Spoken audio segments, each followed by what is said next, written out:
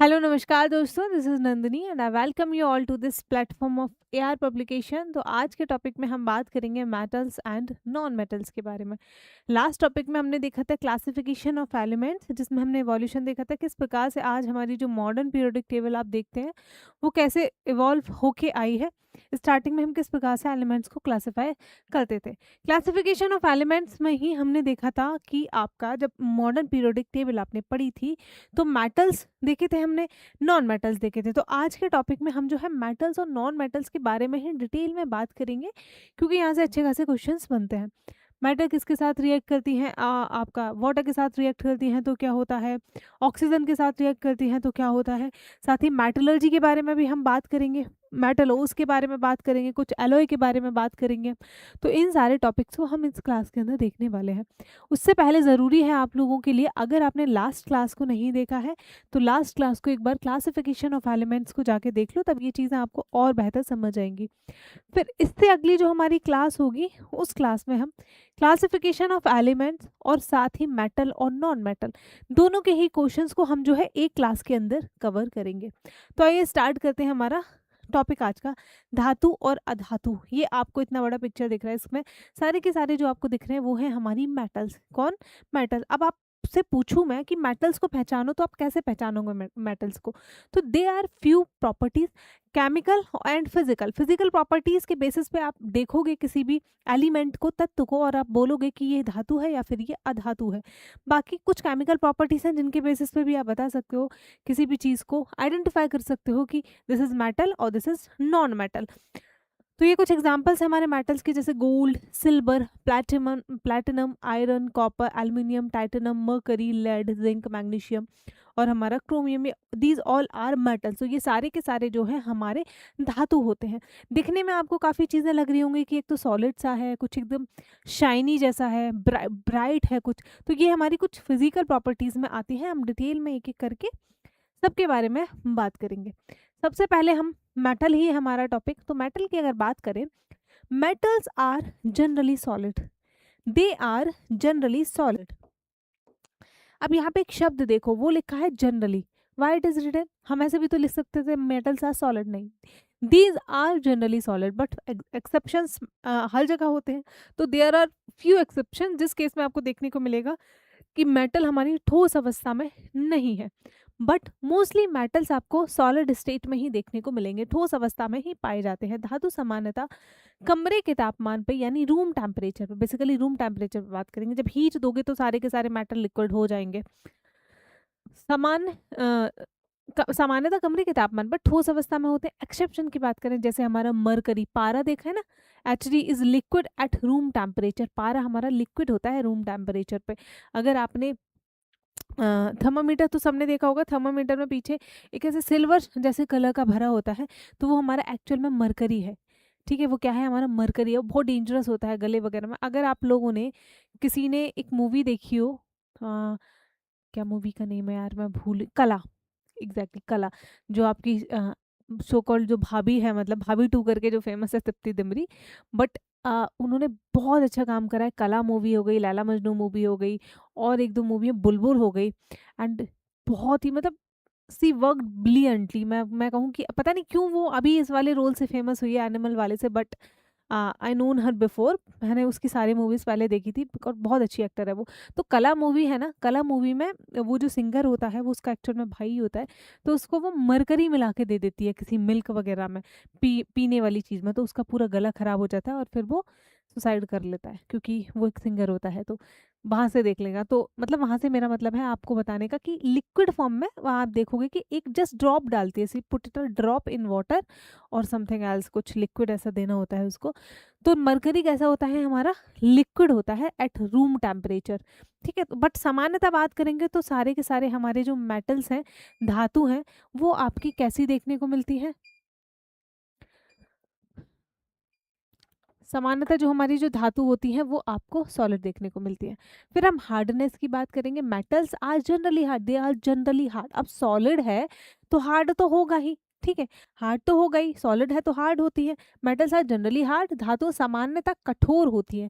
लेकिन एक्सेप्शन की बात करें तो हमारा अपवाद में सोडियम है, पोटेशियम है, लिथियम है, दीज आर सॉफ्ट, ठीक है।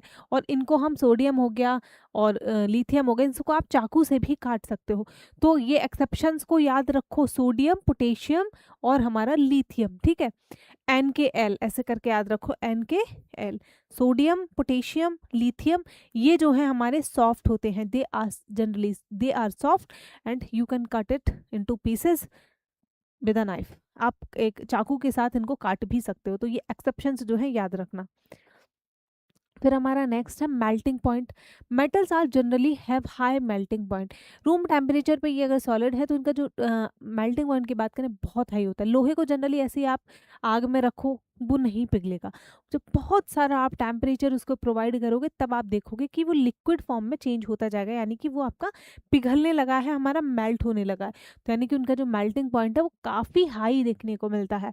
धातुओं का गलनांक सामान्यतः अधिक होता है, लेकिन फिर से एक्सेप्शंस है। मैंने एक्सेप्शंस को इंक्लूड करा है क्योंकि एक्सेप्शंस ही हमारे जो है एग्जामिनर की नज़र में जाते हैं और सवाल आपके बनते हैं।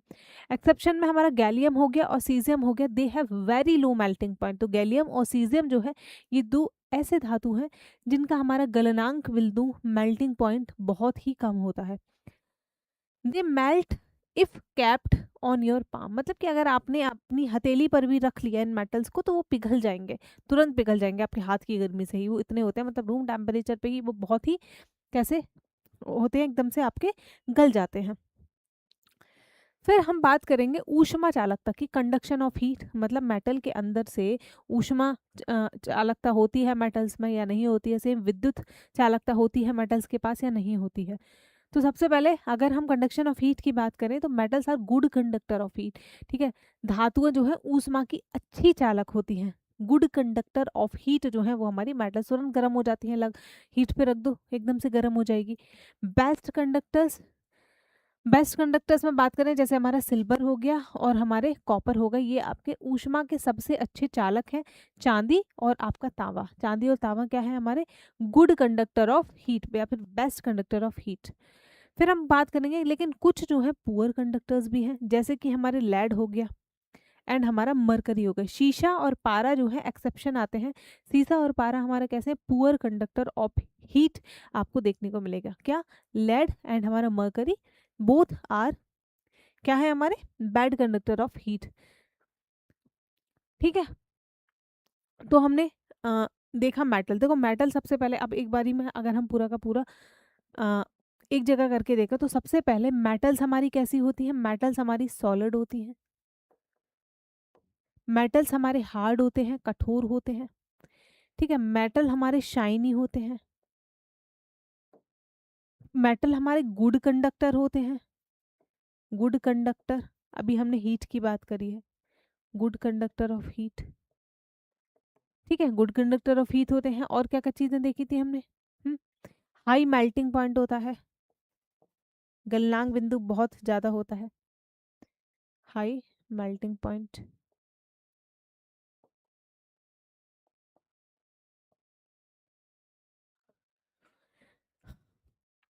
अब हम सेम इसका कंपैरिजन अगर करें नॉन मेटल्स के साथ, तो नॉन मेटल आपका ऑपोजिट ही होगा, यही बोलोगे ना कि आप ऑपोजिट है। तो नॉन मेटल आर सॉलिड और गैसेस। नॉन मेटल्स हमारे सॉलिड भी हो सकते हैं, गैसेस भी हो सकते हैं सामान्यतः, लेकिन ब्रोमीन हमारा एक ऐसा इकलौता नॉन मेटल है जो कि आपकी लिक्विड अवस्था में पाया जाता है। ब्रोमीन कैसी स्टेट में देखने को मिलेगा, bromine is a non metal which is found in liquid state. किसमें, लिक्विड अवस्था में, तरल अवस्था में आपको ब्रोमीन जो है वो देखने को मिलेगा। अदरवाइज सारे के सारे हमारे या तो आपके सॉलिड होंगे या फिर आपके कैसे होंगे, या फिर हमारे गैसेस होंगे। अब हम बात करेंगे लस्टर और शाइन की। जैसे मैंने बोला वहां पे शाइनी होता है मेटल, हमारा धातु जो होता है ना शाइनी होता है, चमकदार होता है। नॉन मेटल आपको दिखने में ही डल लगेगा, उसके अंदर कुछ ऐसी चमक आपको नजर नहीं आएगी। नॉन मेटल्स आर जनरली डल। अधातुओं सामान्यतः चमकहीन होती हैं, शाइनी नहीं होती है। एक्सेप्शन की बात करें तो iodine is the only non metal which is lustrous, ठीक है। मतलब कि एक ऐसी मेटल आयोडीन ही है एकमात्र जो कि हमारी शाइन करती है, अदरवाइज सारी की सारी बहुत डल होती हैं और आपका चमकती नहीं है। अब हम बात करेंगे हार्डनेस की। नॉन मेटल्स आपके कैसे होते हैं? नॉन मेटल्स बहुत सॉफ्ट होते हैं और ब्रिटल होते हैं, भंगुर होते हैं, और हमारे कैसे होते हैं? नरम होते हैं। अरे आसपास देखो, जो चीज़ हमारी नॉन मेटल है कभी चमकती हुई आपको ऐसे नजर दिखाई देंगी नहीं। कैसी? ना ही उतनी हार्डनेस होगी, कठोर भी नहीं होंगी। एक तरफ लोहा है, एक तरफ लकड़ी है, क्या हमारा कठोर कौन सा होगा? ऑब्वियस है आपका लोहा जो है वो हमारा ज़्यादा कठोर देखने को मिलेगा आपको। धातु सामान्यतः नरम या भंगुर होती है। एक्सेप्शन है लेकिन इसमें डायमंड। डायमंड बहुत हार्ड होता है, डायमंड शाइनी भी होता है in fact. Diamond allotrope of carbon है, is the hardest natural substance known. और हमारा it is a non metal, कार्ब क्योंकि because carbon is a non metal and it is an allotrope of carbon. तो ये हमारा कैसा होता है? ये हार्डेस्ट सब्सटेंस है विच इज़ नोन। हीरा कैसा है? कार्बन का अपरूप है सॉरी। और ज्ञात अभी तक का सबसे कठोर प्राकृतिक पदार्थ जो है वो हमारा क्या देखने को मिलता है? अधातु। एक सेकंड दीजिए।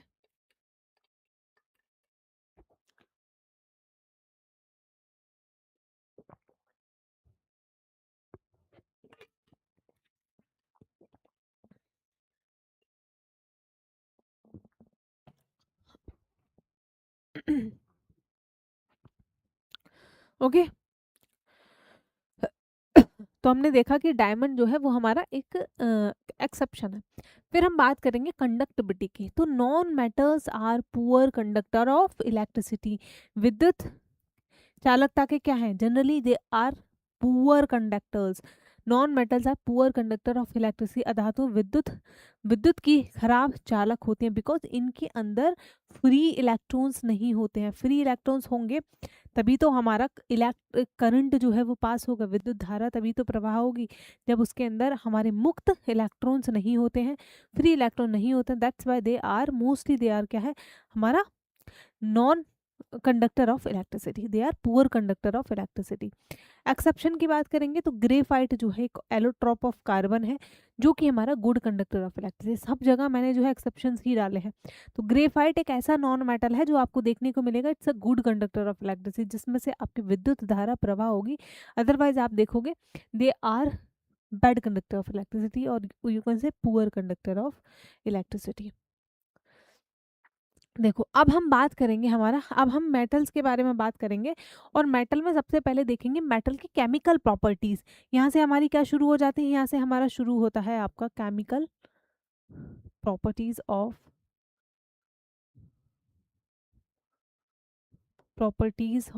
मेटल्स। धातुओं के हमारे रासायनिक गुण क्या है? ठीक है, धातुओं के आपके रासायनिक गुण क्या है इसकी बात करेंगे। सबसे पहले तो हम बात करेंगे कि मेटल हमारी जो है ऑक्सीजन के साथ रिएक्शन करती है तो क्या मिलता है, क्या बनता है?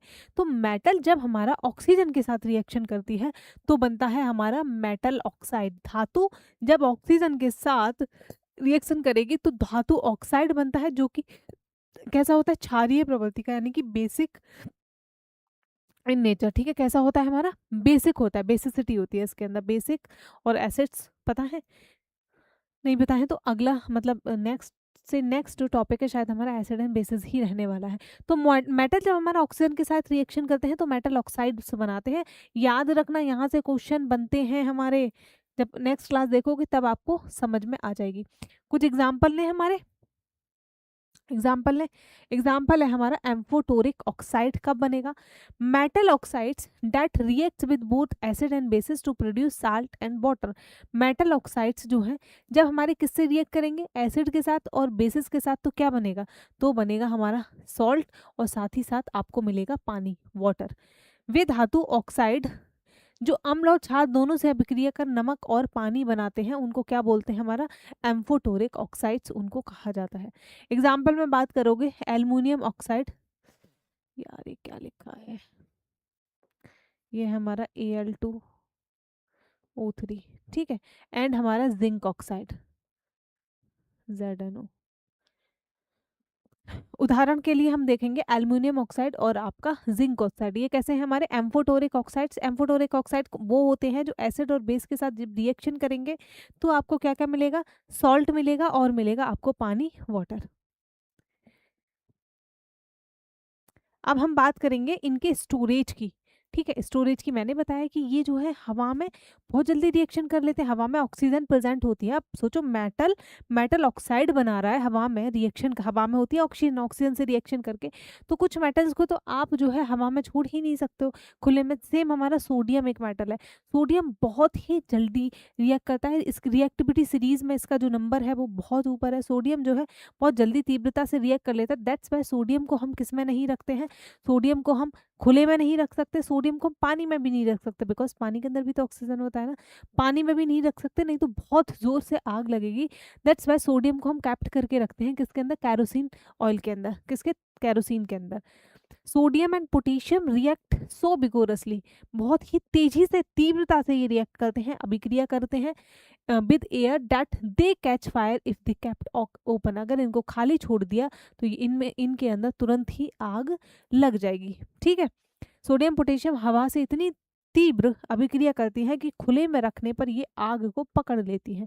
सो they are immersed in kerosene oil, जो हमारा कैरोसिन ऑयल है, कैरोसिन तेल में डुबोकर उसके अंदर इनको रखा जाता है ताकि ये रिएक्शन ना करें।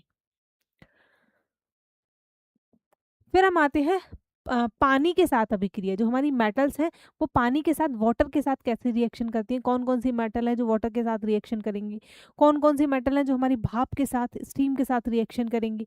तो सबसे पहले बात करेंगे हम ठंडे पानी के साथ रिएक्शन।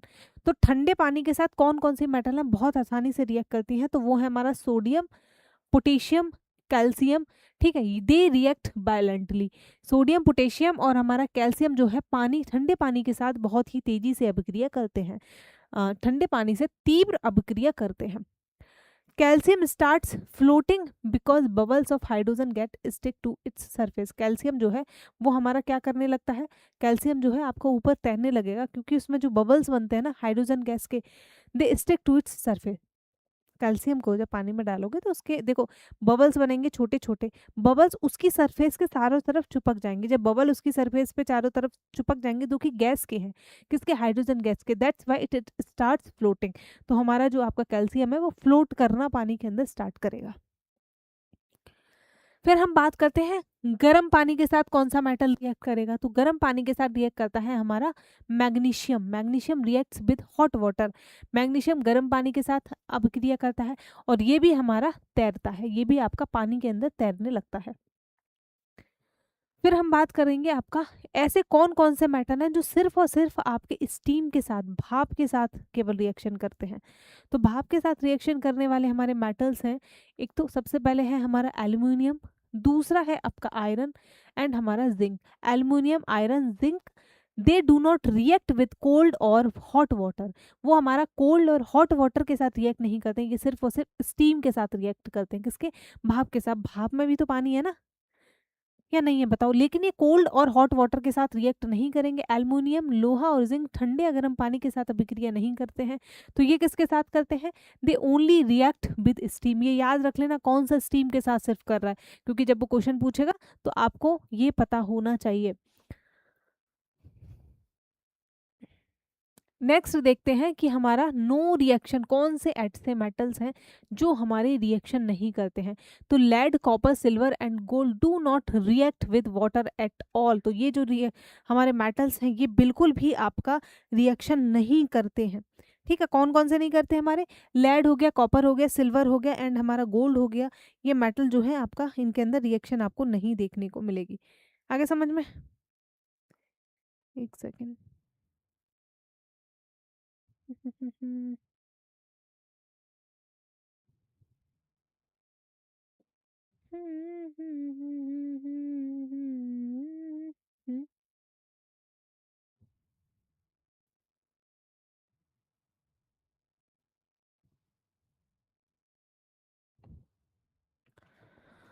ठीक है, तो हमारा सीसा, तांबा, चांदी और सोना जो है पानी से बिल्कुल भी रिएक्शन नहीं करता है। आगे समझ में, ठीक है। अब हम बात करेंगे एक्वा रिजिया की। ये क्या, ये रॉयल वाटर भी, शाही पानी बोलो या फिर इसको वो भी बोलते हैं। लेकिन उससे पहले हम एक बार देख लेते हैं रिएक्टिविटी सीरीज, कौन सी मेटल हमारा सबसे ज़्यादा रिएक्ट करती है, कौन सी मेटल सबसे कम, क्योंकि मेनली उसी के बेसिस पे जो है आपके लिए आसानी हो जाएगी आप एलिमिनेट करने में कि कौन सा मेटल करेगा या फिर नहीं करेगा। यहाँ पे हम लिख देते हैं रिएक्टिविटी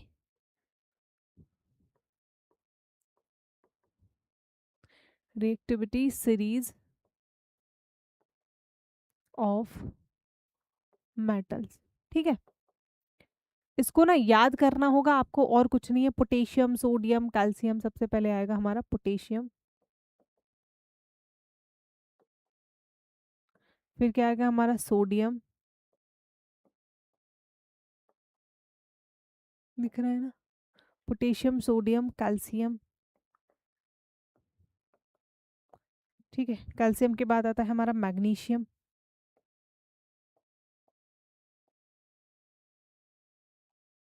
ठीक है, मैग्नीशियम के बाद आएगा हमारा एल्युमिनियम, एल्युमिनियम के बाद आता है हमारा जिंक, जिंक के बाद है हमारा आयरन, आयरन के बाद आता है हमारा लेड, कॉपर, लेड, दिख रहे हैं। चलो आगे ना, इसके बाद से इसके आगे यहाँ पर लिख दे रही हूँ मैं, लेड के बाद आता है हमारा कॉपर, कॉपर के बाद है हमारा सिल्वर, और सिल्वर के बाद है हमारा गोल्ड।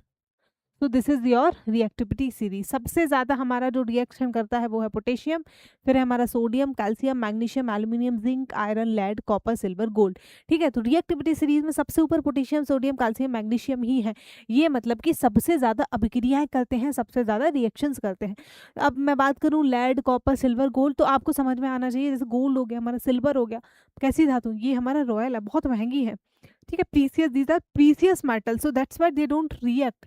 जैसे बड़े लोग होते हैं ना, वो एकदम से ऐसे सबसे हंसते घुलते मिलते नहीं है। ठीक है, अपना उन वो they are reserve, they are so reserve, सबसे बात नहीं करते वो। Same like these are pieces metal, so they do not react easily, ये सबके साथ रिएक्शंस नहीं करते हैं। कौन कौन सी हमारी, लेड, कॉपर, सिल्वर एंड हमारा गोल्ड जो है, ये आपके क्या है, सबके साथ रिएक्शंस नहीं करते। रिएक्टिविटी सीरीज में सबसे नीचे आपको देखने को मिलेगा। अब हम बात कर रहे थे क्या, एक्वा रिजिया की, जिसको हम रॉयल वाटर या फिर शाही वाटर, राजकीय जल क्या होता है, ये शाही वाटर तो बोलते हैं। A freshly prepared mixture of concentration hydrochloric acid and concentrated nitric acid, ये है हमारा HNO3।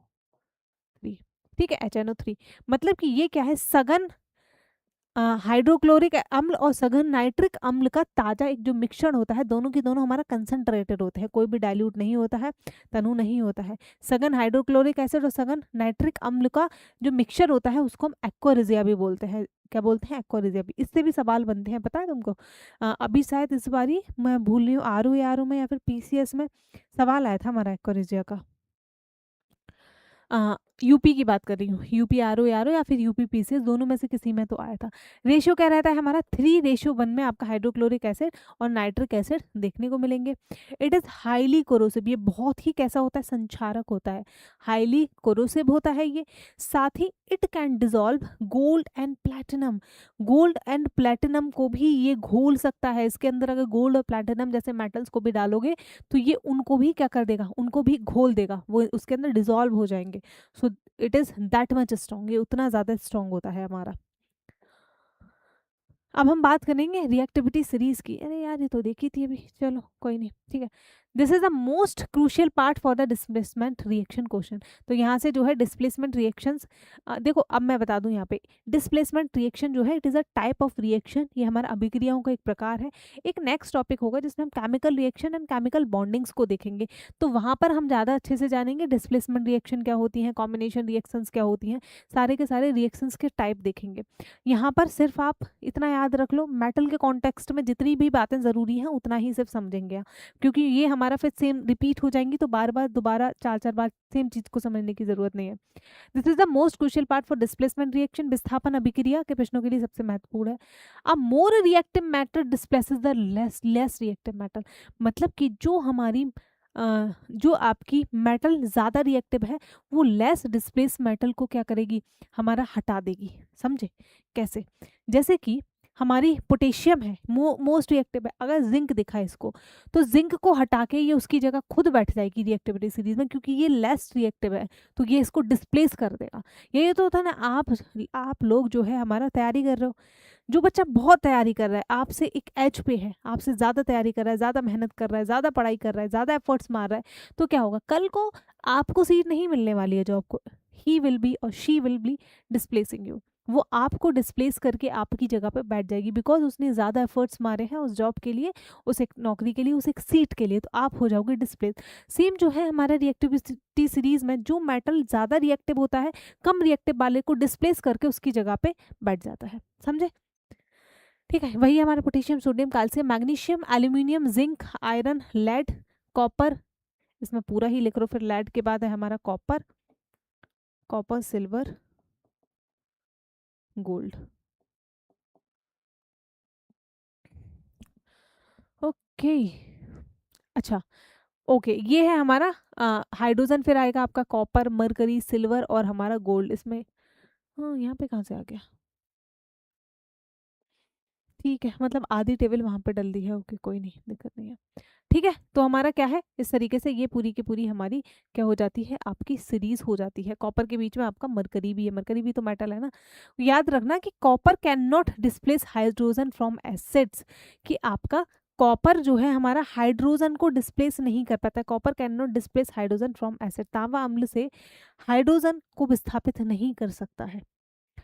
अगला हम बात करेंगे आपका आयनिक कंपाउंड की। तो metals form ionic compound. Metal कैसे कंपाउंड बनाते हैं? आपके रिएक्शन के थ्रू आयनिक कंपाउंड्स बनाते हैं। आयनिक कंपाउंड कौन से होते हैं? जिसमें हमारा क्या होता है, इलेक्ट्रॉन्स का देना लेना, मतलब एक देगा, एक डोनर होगा, एक हमारा रिसीवर होगा, यही तो होता है ना। एक के पास नेगेटिव का साइन आ जाएगा, एक के पास पॉजिटिव का साइन आएगा। Found by the transfer of electron, transfer, electrons का ट्रांसफर हो रहा है, एक दे रहा है, एक हमारा ले रहा है। जैसे हमारा NaCl की जब हम बात करते हैं सोडियम क्लोराइड की, तो Na पॉजिटिव होता है, क्लोराइड Cl नेगेटिव होता है। ये कैसा कंपाउंड है? It is an ionic compound formed by the transfer of electrons from a metal to a non metal. धातु से अधातु में इलेक्ट्रॉनों के स्थानांतरण को हम क्या बोलते हैं? आपका आयनिक कंपाउंड्स बोलते हैं। देखो, फिर हम बात करेंगे प्रॉपर्टीज। ये प्रॉपर्टीज किसके बात कर रहे हैं? ये हम प्रॉपर्टीज बात कर रहे हैं कि जो हमारे आयनिक कंपाउंड्स बन रहे हैं, जो हमारे आयनिक कंपाउंड्स बन रहे हैं ट्रांसफर ऑफ इलेक्ट्रॉन्स की वजह से, उनकी प्रॉपर्टीज क्या होंगी? सबसे पहले तो they will be solid and hard. कैसे होंगे ये कंपाउंड्स हमारे?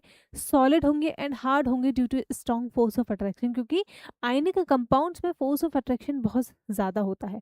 तो ये हमने मैटर वाले चैप्टर में भी देखा था कि जहाँ हमारा फोर्स ऑफ अट्रैक्शन ज़्यादा होगा, किसी भी मैटर यानी पदार्थ के जो कण होते हैं आपस में बहुत स्ट्रॉन्ग फोर्स के साथ चिपके चिपके होंगे, मतलब अट्रैक्शन फोर्स ज़्यादा है।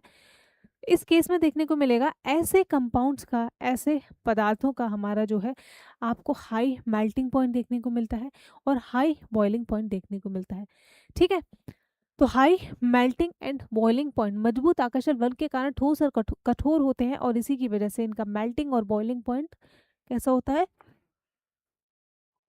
हाई देखने को मिलता है। ठीक है, ये कहाँ लग गया? अब हम बात करेंगे इनकी क्या सॉल्युबिलिटी के बारे में। तो they are soluble in water. ये हमारे क्या है, सॉल्युबिलिटी क्या होती है? हमारे पानी के अंदर घुलनशील होते हैं। कैसे होते हैं? पानी के अंदर घुलनशील होते हैं, सॉल्युबल इन वाटर। वहीं हम बात करें कैरोसिन या फिर पेट्रोल की, तो they are insoluble in kerosene और पेट्रोल। पेट्रोल और कैरोसिन के अंदर जो है ये कैसे देखने को मिलेंगे? आपका इनसॉल्युबल, उसके अंदर आपको नहीं घुलते हुए दिखाई देंगे। फिर हम बात करें कंडक्शन। तो ये इलेक्ट्रिसिटी को कंडक्ट करते हैं या नहीं करते हैं? तो they conduct electricity in molten और एक्वा सॉल्यूशन। कैसे? द्रव अवस्था या फिर हम बिलियन में बात करें तो इस समय में दिव्य अवस्था में या फिर बिलियन में ये हमारे विद्युत के कैसे होते हैं? चालक होते हैं। ठीक है, वहीं अगर सॉलिड स्टेट की बात करें तो do not conduct electricity in solid state. कठोर अवस्था में इलेक्ट्रिसिटी हमारी कंडक्ट नहीं होती है। सिर्फ कब होती है?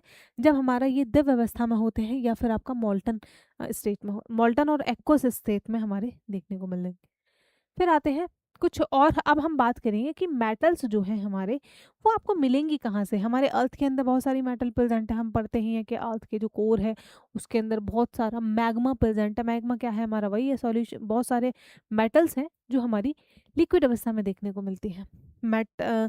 आपको मैग्मा और लावा तो समझ आता है ना। जब तक अर्थ के अंदर है हमारी जो मेटल्स, तब तक उनको मैग्मा बोलते हैं। जैसे वो बाहर आ जाता है वॉल्केनिक इरप्शन के थ्रू, तब वो हो जाता है लावा। तो लावा आने के बाद बाहर बनता है और अंदर है तब तक मैग्मा है। मेटलर्जी की बात करें तो ये होता है हमारा एक्सट्रैक्शन ऑफ मेटल्स। मेटल्स ऐसे नहीं है कि अर्थ ने छोड़ दी, देखो ये लोहा पड़ा है यहाँ पे, ये पड़ा है, नहीं, आपको मेटल मेटल ओर से एक्सट्रैक्ट करना पड़ता है। मेटल ओर होता है जिसमें इम्प्योरिटीज भी होती हैं, वो उससे फिर आपको मेटल्स को निकालना पड़ता है। सोने की खदानों में ऐसा नहीं है प्योर सोना मिल रहा, नहीं, आपको ओर्स मिलेंगे सोने के, फिर वहां से आपको सोना अलग करना पड़ता है। की टर्म्स की बात करें, सबसे पहले तो मिनरल्स क्या होते हैं। तो मिनरल्स की बात करोगे तो मिनरल होता है हमारा एलिमेंट और compounds found naturally in the earth crust. ठीक है, ऐसे एलिमेंट्स या फिर कंपाउंड जो हमारे अर्थ की क्रस्ट के अंदर नेचुरली पाए जाते हैं उनको मिनरल्स बोलते हैं। उनको क्या बोलते हैं? मिनरल्स बोलते हैं। या फिर खनिज की बात करें, खनिज भी कहते हैं आप। तो पृथ्वी की पपड़ी में प्राकृतिक रूप से पाए जाने वाले तत्व या यौगिक हमारे क्या होते हैं? मिनरल्स या फिर खनिज होते हैं। फिर आता है हमारा ओर क्या होते हैं? Minerals from which metals can be extracted profitably. मतलब ऐसे मिनरल्स, और वो होते हैं ऐसे मिनरल्स, ऐसे खनिज जिनमें से मेटल्स हम आराम से निकाल सकते हैं। अब देखो देखो मिनरल्स जो हो गए, इनमें भी मेटल पाए जाते हैं, लेकिन मिनरल और ओर में क्या डिफरेंट है? और वो मिनरल्स हैं जिसमें से आराम से आप मेटल्स निकाल सकते हो। मिनरल ऐसे भी होंगे जिनमें देखो आपको लोहा मिलेगा, लोहा इज अ मेटल, बट बहुत ही कम क्वांटिटी में मिलेगा, 1% 2% लोहा है, तो उसको हम आयरन का ओर नहीं बोल सकते, बिकॉज उसमें उसमें इतना आयरन नहीं है कि उसको एक्सट्रैक्ट किया जा सके, है ना। उसके लिए एक्सट्रैक्ट करने को आयरन अच्छा खासा होना भी तो चाहिए। तो और वही होते हैं, ऐसे मिनरल्स हैं जिसमें से हम मेटल्स को निकाल सकते हैं। ऐसा नहीं कि 1-2% मात्रा में बस प्रेजेंट है तो वहां से आप निकाल नहीं सकते उसको। वे खनिज जिनसे धातु लाभपूर्वक निकाली जा सके प्रॉफिटेबली, कि जो हमारा एक्सट्रैक्शन में निकालने में खर्चा आ रहा है वो हमारा खर्चा उतना ज़्यादा नहीं हो जाना चाहिए। फिर हमारा एक और शब्द आता है जिसको हम बोलते हैं गैंग। ठीक है, गैंग, ऐसे गॉज भी कहीं कहीं लिखा होता है, गैंग बोलते हैं वैसे। तो ये है अर्थ की impurities like sand and oil, रेत और मिट्टी जैसी अशुद्धियाँ, जैसे ओर्स हो गए, उनमें से मेटल निकालोगे तो साथ में उसमें अशुद्धियाँ भी हमारी मौजूद होती हैं, जैसे हमारा रेता हो गया, रेत बालू, सैंड हो गई, हमारी मिट्टी हो गई, तो फिर उनको एक्सट्रैक्ट करके हम अलग करते हैं। तो ये इट्स एन इम्प्योरिटी, ये क्या है? हमारी इम्प्योरिटी है। अब हम बात करेंगे कि मेटल्स को निकालते कैसे हो। सबसे पहला है हमारा extraction based on reactivity. Metal को, धातु को निष्कासन करोगे सबसे पहले तो रिएक्टिविटी के बेस पे। जो हमारी मेटल ज़्यादा रिएक्ट है वो जल्दी अलग हो जाएगी, कम रिएक्ट है तो वो कम। बहुत सारी प्रोसेसेस होती हैं इसमें, इलेक्ट्रोलाइटिक रिफाइनिंग भी होती है, तो इन सबको हम देखेंगे। सबसे पहले क्या है? सबसे पहले है रो रिएक्टिविटी। जैसे हमारा क्या हो गया? मरकरी हो गया, आपका कॉपर हो गया, ये आपका लो रिएक्टिव रहती है। हीटिंग अलोन, ठीक है, इसमें इनमें क्या देखने को मिलेगा आपको? सेल्फ रिडक्शन, कम क्रियाशील धातुएं केवल गर्म करने से ही प्राप्त होती हैं, तो कम लेस रिएक्टिव है, उनको गर्म करोगे तभी ये इनको आप एक्सट्रैक्ट कर सकते हो। मीडियम रिएक्टिव को कैसे एक्सट्रैक्ट कर पाओगे? रोस्टिंग और कैल्सिनेशन जो प्रोसेस है उसके थ्रू। अब आपको दे दे कि गोल्ड को रोस्टिंग या कैल्सिनेशन से एक्सट्रैक्ट कर सकते हैं, तो आपको समझ आना चाहिए नहीं यार, गोल्ड तो लीस्ट रिएक्टिव है, लीस्ट रिएक्टिव को सिर्फ हम गर्म करने पर ही निकाल पा रहे हैं, तो इन प्रोसेस से गोल्ड तो निकल ही नहीं सकता। इस तरीके से कनेक्शन आपको जैसे क्वेश्चन दिखेगा आपके दिमाग में आना चाहिए। तो रोस्टिंग और कैल्सिनेशन से हमारा कौन कौन सी मेटल है जो सिर्फ मीडियम रिएक्टिव है उन्हीं को निकाला जा सकता है। Followed by reduction with carbon, भूनना या फिर कैल्सिनेशन के बाद कार्बन द्वारा इनका अपचयन आपका किया जाता है। ठीक है, रोस्टिंग और कैल्सिनेशन होता है, फिर होता है हमारा रिडक्शन इनका कार्बन के साथ, तब इन मेटल्स को एक्सट्रैक्ट किया जाता है। हाई रिएक्टिविटी जैसे सोडियम पोटेशियम, सोडियम हमारा, पोटेशियम, कैल्शियम, एल्यूमिनियम, ये इनका किससे होता है? इनका होता है इलेक्ट्रोलिटिक रिफाइनिंग से, विद्युत अपघटन के द्वारा इनका निष्कर्षण होता है। रोस्टिंग में क्या होता है हमारा? रोस्टिंग की अगर बात करोगे तो हीटिंग सल्फाइड ओस इन एक्सेस एयर, सल्फाइड जो ओस होते हैं उनको हीट किया जाता है, एक्सेस एयर के साथ अधिक हवा में गर्म किया जाता है। और कैल्सिनेशन में क्या होता है? हीटिंग कार्बोनेट ओस इन लिमिटेड एरिया, तो जो कार्बोनेट ओर्स हैं उनको थोड़ी कम हवा के साथ गर्म किया जाता है, और रोस्टिंग में पूरे तरीके से रोस्ट किया जाता है, उसको ज़्यादा हवा के साथ हमारा हीट किया जाएगा।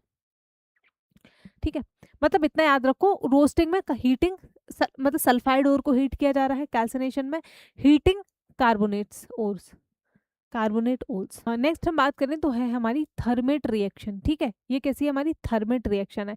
ये कैसी रिएक्शन होती है? एक प्रकार की विस्थापन यानी कि डिस्प्लेसमेंट रिएक्शन है, और ये इसमें एल्यूमिनियम का यूज़ किया जाता है। और डिस्प्लेसमेंट रिएक्शन यूजिंग एल्यूमिनियम, अब मैंने बताया था डिस्प्लेसमेंट रिएक्शन क्या होती है, जिसमें हमारी हाई रिएक्टिव जो मेटल्स हैं, हाई रिएक्टिव जो मेटल्स हैं वो आपकी लेस रिएक्टिव मेटल्स को डिस्प्लेस कर देती है। ओके, और इनका इस्तेमाल जो है रेलवे ट्रैक्स को ज्वाइन करने के लिए भी किया जाता है, use to join railway tracks. फिर आता है हमारा इलेक्ट्रोलिटिक रिफाइनिंग, इसको देखते हैं हम। इसमें क्या है, use for copper, zinc, tin, निकल एंड सिल्वर, गोल्ड। तांबा, जिंक, टिन, निकल, चांदी, सोने आदि के लिए ये हमारी उपयोग की जाती है। अब इसमें हमारा बैटरी लगाई जाती है। बैटरी का एक हमारा क्या होता है, इधर देखो, देखो ये है हमारी पूरी, ये आपका क्या है, रिफाइनिंग ऑफ मेटल हम इसके अंदर करेंगे। ठीक है, एक तरफ हमारा क्या है, आपका कैथोड है, एक तरफ है हमारा एनोड। बैटरी लगी हुई है, एक कैथोड टर्मिनल है, एक एनोड है, एक पॉजिटिव है, मतलब एक हमारा क्या हो जाता है, आपका नेगेटिव है। अब आप देखोगे कैसे हमारी रिफाइनिंग होती है। एनोड पे आके हमारी जो भी आपकी इम्प्योर मेटल है ना, वो एनोड पे जाके हमारी चिपक जाती है, और जो भी हमारी प्योर मेटल है वो हमारी कैथोड पे जाके आपका चिपक जाती है। तो कैथोड मेटल स्ट्रिप्स डाली जाती हैं उसके अंदर, कैथोड पे जाके सारी की सारी मेटल चिपक जाएगी, और एनोड पे जाके जो हमारा गैंग हो जाता है, जो हमारी गंदगी है, जो इम्प्योर है, इम्प्योरिटीज़ है, वो जाके आपकी लग जाएगी। इलेक्ट्रोलाइट के लिए मेटल सॉल्ट सॉल्यूशन जो है हमारा एज एन इलेक्ट्रोलाइट इसमें इस्तेमाल किया जाता है। Pure metal deposits on cathode, ये जो हमारा कैथोड है, जो हमारा कैथोड है ना, ठीक है, यहाँ पे क्या है, प्योर मेटल आपका डिपॉजिट हो जाएगा इस साइड, और इस साइड हमारा इम्प्योर मेटल जो है डिपॉजिट हो जाता है। शुद्ध धातु कैथोड पर जमा होती है, इम्प्योरिटीज हमारा एनोड मड के रूप में जमा होती है। इससे क्वेश्चन बनता है, जब नेक्स्ट क्लास देखोगे तो वहां देखने को मिलेगा आपको। इम्प्योरिटीज जो है हमारा एनोड मड पे जाके जम जाती है। यही होता है आपका इलेक्ट्रोलिटिक रिफाइनिंग में। अब हम बात करेंगे कोरोजन, संक्षारण क्या होता है। सिल्वर की बात करें, सिल्वर का कोरोजन बहुत होता है। चांदी जब आप लाते हो, खरीदते हो, कोई भी चांदी की मम्मी पायल वगैरह पहनती है, तो जब लाते हैं हम बहुत चमकदार होती है, एंड थोड़े समय बाद वो काली पड़ जाती है। जैसे मैं बताऊं, ये है मेरी रिंग चांदी की, है ना, मतलब एकदम वाइट थी, ये पूरी वाइट थी, बट अभी देखो साइडों में पूरा का पूरा ब्लैक हो गया है, ये पूरी कैसी हो गई, काली हो गई है। तो क्यों हो जाती है काली हमारा, क्यों, कोरोजन की वजह से, संक्षारण की वजह से हमारी चांदी जो है आपका, चांदी सिल्वर सल्फाइड के कारण जो है काली हो जाती है। ठीक है, सिल्वर सल्फाइड के कारण, Ag2S, सॉरी, ठीक है, सिल्वर सल्फाइड के कारण जो है हमारी चांदी कैसी पड़ जाती है, काली पड़ जाती है। कॉपर की बात करेंगे तो कॉपर हमारा ग्रीन हो जाता है, turns green due to basic copper carbonate, और कॉपर कोरोजन के बाद क्या हो जाता है हमारा, ग्रीन, हरे रंग का हो जाता है। फिर हम आयरन की बात करें, कॉपर हरा हो जाता है। देखो घर में कॉपर के तांबे के बर्तन वर्तन होंगे, थोड़े समय बाद ऐसे पड़े गिरे इधर है, तो वो ग्रीन ग्रीनिश हो जाते हैं। आयरन कैसा हो जाता है, iron rusting due to hydrated iron oxide, और लोहे में हमारी जंग लग जाती है। हमारा लोहा कैसा लाल लाल सा पड़ना शुरू हो जाता है, रेड रेड आपका होना शुरू हो जाता है जब उसमें जंग लगती है, काई आती है। फिर आता है हमारा क्या, इसकी रोकथाम कैसे कर सकते हैं, कोरोजन ऑफ, क्योंकि कोरोजन से हमारा मेटल खराब हो रही है। अब इसकी रोकथाम के लिए हम क्या क्या कर सकते हैं। तो सबसे पहले तो एक प्रोसेस होती है जिसका नाम है हमारा गैल्वेनाइजेशन। इसमें क्या है, जैसे आयरन है, हमारे आयरन पे जंग ना लगे, काई ना आए, जंग ना खाएगा हमारा जो लोहा है, क्योंकि जंग खाने से लोहा खराब होता है। देखना होगा थोड़े समय बाद छेद हो जाते हैं, पाइप पड़ा हो घर पे, कुछ ऐसी लोहे की पुरानी चीज़ें पड़ी हो, तो वो थोड़े समय बाद छेद छेद हो जाएंगे, खराब हो जाएगा वो। तो उससे बचाने के लिए क्या है, सबसे पहले तो गैल्वेनाइजिंग प्रोसेस है, जिसमें हमारा coating iron with zinc, zinc की एक लेयर चढ़ा दी जाती है, आपकी कोट कर दी जाती है आयरन के ऊपर, जिससे आयरन का कोरोजन जो है, क्षरण हमारा संक्षारण, वो आपका रुक जाता है। देखो अब हम बात करेंगे हमारे इंपॉर्टेंट अलॉयज के बारे में, मिश्र धातु। सबसे पहले तो मिश्र धातु यानी कि अलॉय हमारा होता क्या है, अलॉय क्या होते हैं आपके, सबसे पहले आपको अलॉय क्या होना चाहिए। तो अलॉय जो है हमारा, ये एक धातु है, मतलब एक मिश्र धातु है, जो दो या दो से अधिक धातुओं को मिलकर बनाई जाती है। क्या है इसमें हमारा, टू और मोर धातुओं को मिलके हमारा इसको बनाया जाता है। क्या है, मिक्सिंग टू और मोर मेटल्स, तब हमारा क्या बनता है, आपका एलॉय का फॉर्मेशन होता है।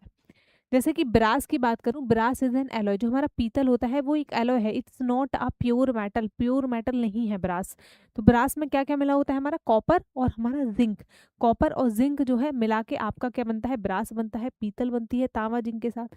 ब्रॉन्ज की बात करो तो ब्रॉन्ज बनता है हमारा कॉपर में टिन को मिलाने के बाद, टिन में कॉपर मिला दोगे तो आपका ब्रॉन्ज बन जाएगा, कांसा बनता है हमारा। फिर आता है हमारा क्या, शोल्डर। तो ये किससे बनता है, हमारा लेड में आपका टिन, टिन को जब मिलाते हैं तो शोल्डर बनता है। ओके, तो हमारा इनके क्या होते हैं, आपका कम गलनांक और साथ ही विद्युत तार जोड़ने में उपयोगी। देखो बहुत सारे इसके जो है फायदे होते हैं। जैसे आपने देखा होगा हमारे घंटे घंटियां वगैरह सब किसकी बनी होती है, पीतल की बनी होती है, क्योंकि उसमें खनक आ जाती है, बजा बजा सकते हो आप उसको। ठीक है, तो इनके डिफरेंट डिफरेंट फायदे होते हैं। दैट्स वाई एक से ज़्यादा मेटल को आपस में जब हम मिलाते हैं, दो से ज़्यादा, तो आपका एक नया मिश्र धातु बनता है, उसके अपने बेनिफिट्स होते हैं। फिर हम और बात करेंगे, एक हम बात करेंगे ये क्या है, अमलगम। तो ये क्या है, एक एलॉय है जिसमें हमारा मरकरी मिक्स होता है, उसको बोलते हैं हम अमलगम। पारे वाली मिश्र धातु को अमलगम कहते हैं। फिर है हमारा स्टेनलेस स्टील, एसएस बोलते हैं हम, जो घर में बर्तन आपके सबके घरों में इस्तेमाल होते हैं। तो वो हमारा एक प्रकार का मिश्र धातु है जो आयरन के साथ बनता है। तो इसमें क्या है, हमारा आयरन है, निकिल है, क्रोमियम है, डिफरेंट डिफरेंट मेटल्स मिलाई जाती हैं। एक तो उसका कलर बहुत ही शाइनी हो जाता है, दिखने में अच्छा लगता है, साथ ही स्ट्रॉन्गनेस बढ़ती है। आयरन के बर्तन फिर भी खराब हो जाएंगे, लोहे पे जंग लगेगी, स्टील पे जंग नहीं लगेगी। तो इसलिए ही एक नया मिश्र धातु बनाया गया बर्तनों के लिए। ओके, मतलब बर्तन क्या, और भी बहुत सारी चीजें बनाने के लिए। तो आयरन निकल प्लस क्रोमियम जो है स्टेनलेस स्टील मिलके बनता है, मजबूत होता है, और देखो आगे ना जंग रहित होता है, इसमें आप जंग नहीं लगेगी। फिर आता है हमारा 22 कैरेट गोल्ड। 22 भाग सोना, 2 भाग चांदी होता है हमारा। मैंने बताया था गोल्ड जो है, गोल्ड की जो भी चीज़ें आप पहनते हो, घर में सब माताएं बहनें जो हमारी पहनती हैं गोल्ड, तो गोल्ड हमारा क्या होता है, gold is an alloy. Alloy बोलोगे, नहीं, गोल्ड में हमारा इम्प्योरिटी मिलाई जाती है। गोल्ड में क्या है, तांबा मिलाया जाता है, क्योंकि गोल्ड वैसे बहुत ही मैलेबल होता है, बहुत ही हमारा डक्टाइल होता है। तो गोल्ड को स्ट्रॉन्ग बनाने के लिए, नहीं तो ऑर्नामेंट्स हमारे टूट जाएंगे, तो उसमें क्या रहेगा आपका, गोल्ड में तांबे को मिलाया जाता है ताकि वो मजबूत हो जाए। तो जो हम ये सब जूली वगैरह पहनते हैं ना, वो 22 कैरेट गोल्ड की होती है। 24 कैरेट गोल्ड तो बना ही नहीं सकते, तो तांबा उसको स्ट्रांगनेस देता है। बाकी अभी तो 18 कैरेट गोल्ड चल रहा है सोना, जिसमें अगर जैसे डायमंड वगैरह स्टोन वगैरह कुछ लगा हुआ है, तो वो मोस्टली 18 कैरेट का होता है। क्योंकि 22 कैरेट वाला भी सॉफ्ट है, डायमंड को पकड़ नहीं पाएगा ज़्यादा समय तक, थोड़े दिन बाद वो निकल जाएगा डायमंड स्टोन। सो जो डायमंड स्टोन कुछ ऐसे लगे हुए हैं, वो हमारा 18 कैरेट गोल्ड होता है, इट्स 18 कैरेट। ओके, सो हमारा जो मेटल नॉन मेटल जो टॉपिक है वो यहाँ पे ख़त्म हो जाता है। बाकी इसका रिएक्शन वाला एक्चुअल में जो पार्ट है, वो हम chemical reaction and chemical equation वाले में देखेंगे। मेटल की प्रॉपर वन बाय वन हम सारी की सारी रिएक्शंस को वहाँ देखते हैं, तो डोंट वरी, ठीक है। यहाँ बेसिक इन्फो हमने देखा है मेटल्स और नॉन मेटल्स के बारे में, क्या होती हैं क्या नहीं होती हैं, और बाकी जो रिमेनिंग पार्ट है that will be covered in your chemical reaction वाले चैप्टर में। ओके, बाकी एक बार खुद से जाके किताब से पढ़ लो, जो भी चीज़ें अभी आपको समझाई हैं, classification of elements, metal and non metal, ये दोनों ही टॉपिक जो है आप इस बुक से जाके पढ़ो। और बुक जो है आपको मिलेगी किसी भी ई कॉमर्स साइट पे, लिंक डिस्क्रिप्शन में दे रखा है। हिंदी वाले बच्चे हिंदी में बुक को परचेज कर सकते हैं, और इंग्लिश वाले इंग्लिश में, दोनों ही लैंग्वेज में ये जो बुक है वो हमारी अवेलेबल है। ठीक है, सारा जितना भी हमारा जीएस का, रेलवे का अगर मैं सिलेबस की बात करूँ, तो रेलवे का सारा सिलेबस इसमें कवर है। 3 in 1 हमारी किताब है। कैसी है आपका, 3 in 1 आपकी किताब है, जिसमें हमारी थ्योरी है, थ्योरी के साथ साथ आपको वन लाइनर्स गिवन मिलेंगे, और साथ ही साथ इसमें 4500 से ज़्यादा आपके रेलवे के पीवाईक्यूज हैं। रेलवे एनटीपीसी हो गया, एएलपी हो गया, आरआरबी ग्रुप डी हो गया, जितने भी एग्जाम्स हमारे रेलवे के कंडक्ट हुए हैं, सारे एग्जाम्स के इसमें आपको क्वेश्चंस जो हैं वो हमारे देखने को मिलेंगे। ठीक है, तो एक बार जो है किताब को लेके खुद से भी रिवीजन करना बहुत ज़रूरी हो जाता है। बिना सेल्फ स्टडी के आपका एग्जाम कभी क्लियर नहीं होगा, keep that in your mind. बाकी जिन लोगों ने देखो अभी तक टेलीग्राम चैनल को ज्वाइन नहीं किया है, तो टेलीग्राम चैनल को ज्वाइन करो, बिकॉज ये वाली जो पीडीएफ है, डेली भी जो हमारी क्लासेस के नोट्स होते हैं, वो आपको टेलीग्राम चैनल पर ही अपलोड किए जाते हैं, और वहाँ से आप लोग डाउनलोड कर सकते हो, और दोबारा से, ताकि उसको दोबारा से आप पढ़ सको। तो लिंक इसका भी डिस्क्रिप्शन में होगा। टेलीग्राम चैनल 60,000 प्लस अराउंड अभी इस पे जो है हमारे सब्सक्राइबर्स हो गए हैं। तो ये वाली जो क्लास है, इसकी पीडीएफ भी, बाकी डेली क्लासेस के जो लिंक है, वीडियो लिंक है, सब कुछ यहाँ पे आपको जो है देखने को मिल जाता है। एंड आपका last but not the least class कैसी लगी कमेंट बॉक्स में ज़रूर बताइएगा। साथ ही अपने दोस्तों के साथ भी इस क्लास को शेयर करो। बाकी और क्या आप लोगों को चाहिए, कि सब्जेक्ट की क्लासेस चाहिए, जो भी आपका सजेशन हो, नेक्स्ट क्या सब्जेक्ट चाहिए, let me know in the comment box. बाकी ज़्यादा से ज़्यादा शेयर करो, कमेंट करो, लाइक करो, और जो लोग पहली बार चैनल पे आए हैं वो चैनल को सब्सक्राइब करके बेल आइकन को दबा दीजिएगा। Okay, so that was all for today class. अगली क्लास में मिलेंगे हमारे क्लासिफिकेशन ऑफ एलिमेंट्स, साथ ही मेटल एंड नॉन मेटल, इन दोनों ही टॉपिक का एक कंबाइंड क्वेश्चन की क्लास आएगी, तो उसको भी आपको जो है करना है इस क्लास के बाद। Okay, so bye bye, take care, all the best.